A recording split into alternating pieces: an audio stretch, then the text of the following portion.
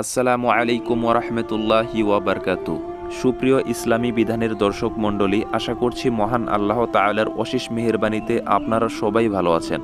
আজকের পর্বে থাকছে পবিত্র মাহে রমজানের ইফতারে আমরা যেই 5টি ভুল করছি। ইফতার রোজার একটি গুরুত্বপূর্ণ অংশ। ইফতারের মাধ্যমেই প্রতিটি রোজার সমাপ্তি হয়, তাই ইফতার অবশ্যই সুন্নত পদ্ধতিতে করা আবশ্যক। কিন্তু মানবিক প্রবৃত্তি, ভুল ধারণা ও স্থানীয় প্রচলনের কারণে সমাজের অনেকেই ইফতারে বেশ কিছু ভুল করে থাকে। এই বিষয়গুলো পরিহার করলে রোজাগুলো আরও অনেক বেশি সুন্দর হবে। তাই এ বিষয়গুলোর প্রতি আমাদের খেয়াল রাখা জরুরি।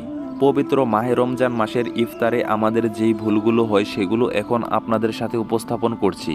প্রথমত, ইফতারের সময় হয়ে যাওয়ার পরও ইফতার না করা।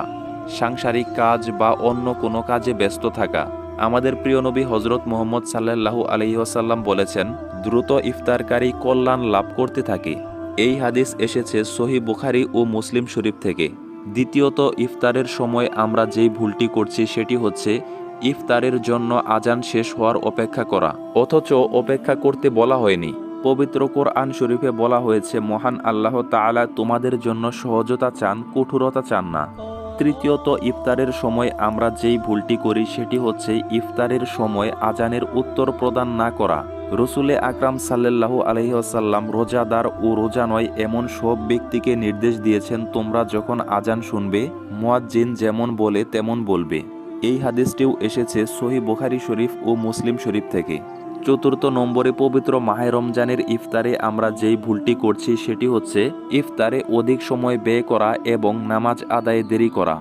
সহিহ মুসলিম শরীফে হজরত ইবনে আতিয়া রাদিয়াল্লাহু তাআলা আনহু হতে বর্ণিত হাদিসের ভাষ্য অনুযায়ী রসুল সাল্লাল্লাহু আলাইহি ওয়াসাল্লাম সামান্য ইফতার গ্রহণ করে দ্রুত নামাজ আদায় করে নিতেন।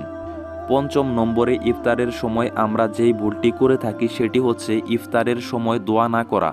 ইফতারের সময় মহান আল্লাহ তাআলা দোয়া কবুল করেন, অথচ আমরা অনেকেই দোয়ার প্রতি গুরুত্ব দেই না। বিশেষ করে নারীরা ঘরের কাজে ব্যস্ত থাকেন। রসুল সাল্লাল্লাহু আলাইহি ওয়াসাল্লাম বলেছেন, 3 ব্যক্তির দোয়া ফিরিয়ে দেওয়া হয় না। এই 3 ব্যক্তির দোয়া হচ্ছে পিতামাতার দোয়া, রোজাদারের দোয়া ও মুসাফিরের দোয়া। ষষ্ঠ নম্বরে, ইফতারের সময় আমরা যেই ভুলটি করছি সেটি হচ্ছে ইফতারে অতিরিক্ত খাবারের আয়োজন করে তা অপচয় করা। খাবারের জৌলুস রোজার সঙ্গম ও ধৈর্যের শিক্ষার পরিপন্থী। মহান আল্লাহ তাআলা অপচয় পছন্দ করেন না।